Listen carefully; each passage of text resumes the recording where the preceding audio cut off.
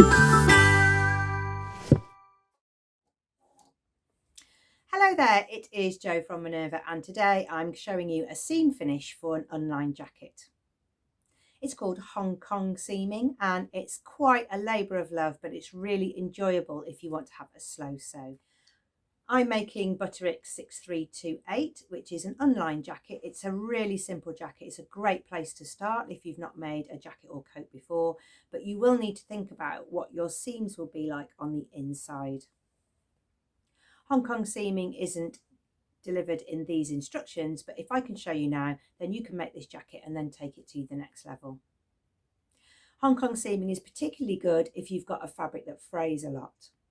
So if you're choosing view A or view B, then you might want to make it in a brocade or a jacquard, something with a bit of sparkle in it or some sort of metallic element, and those fabrics often fray quite a bit. So if you know the Hong Kong seaming technique, you can make an evening jacket that goes over palazzo pants or trousers or a long evening dress or a little black dress, but you can make sure that you won't have fraying on the inside of your jacket, so you get the same quality throughout your outfit. I've made my own bias binding today because I had some of this bottle green piping from making my dress here, and I made this piping. I made bias tape on my Simplicity bias maker, and then I added the cord inside. I would hopefully like to wear my jacket with this dress, so I'm going to use the same fabric to Hong Kong seam inside my jacket. Here's how you make the bias on the Simplicity bias maker.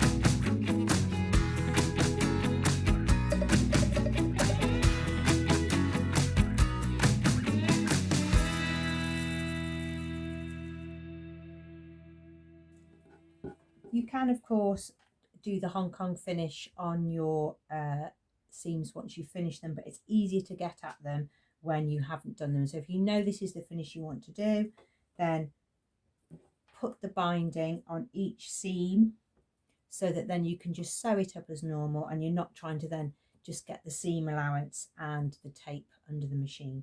So let me show you how you do it.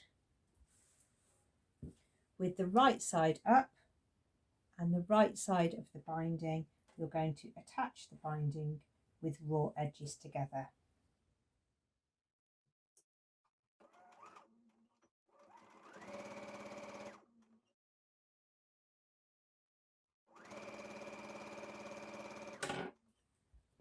If you've got a fine fabric, then you can probably just fold your binding over and sew again. I've got quite a thick boucle here because I'm making an unlined jacket. So I'm just going to take out a little bit of that fluffiness and bulk so that the binding rolls over a little more smoothly. And then you roll the binding over to the wrong side, and from the right side you're going to take a stitch line again.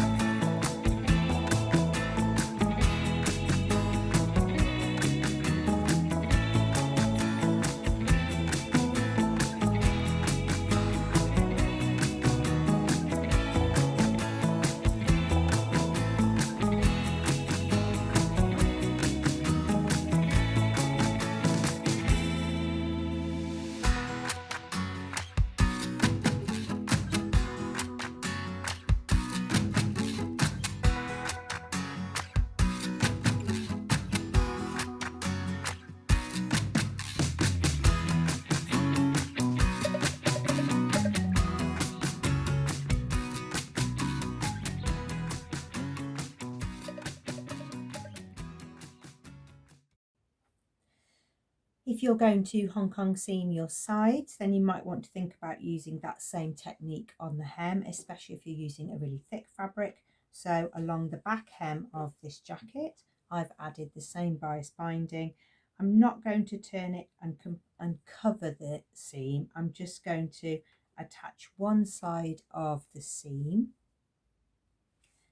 and then my top stitch line will be along the bias binding rather than folding the hem twice. If I fold the hem twice, I'm going to get a really thick tubey lump around the hem of my jacket, and I don't want it to look like that. I want it to look really sophisticated. So to get that look, I need just one turnover of the hem. So I'm using the same tape that I'm going to be using on the Hong Kong seams to make sure that the hem matches as well.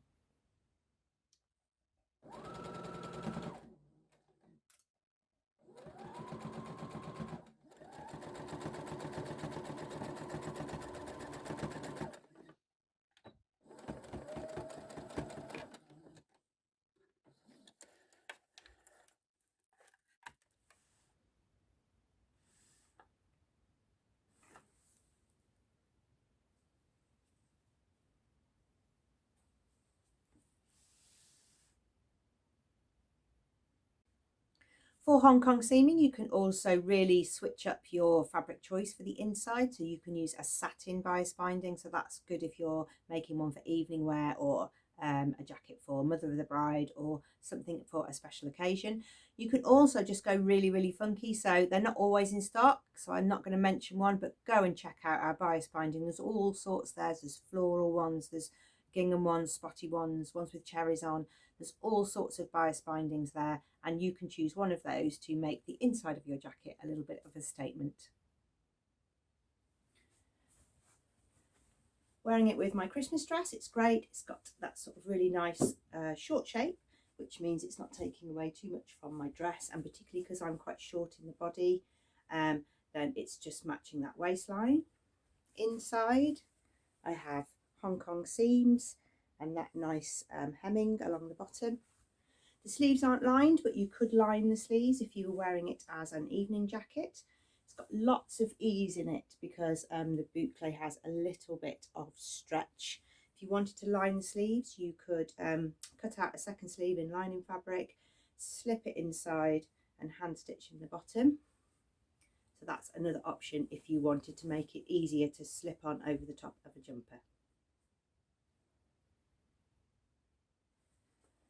But I will also be wearing my jacket as a sort of cozy cardigan with my jeans and any other tops. That's the great joy of making something in a plain fabric. Got a lovely set-in sleeve there. A little bit of stretch in the boucle really helped to get that sleeve in smoothly. So you can wear it both casually, or you can wear it with dresses and other outfits for going out.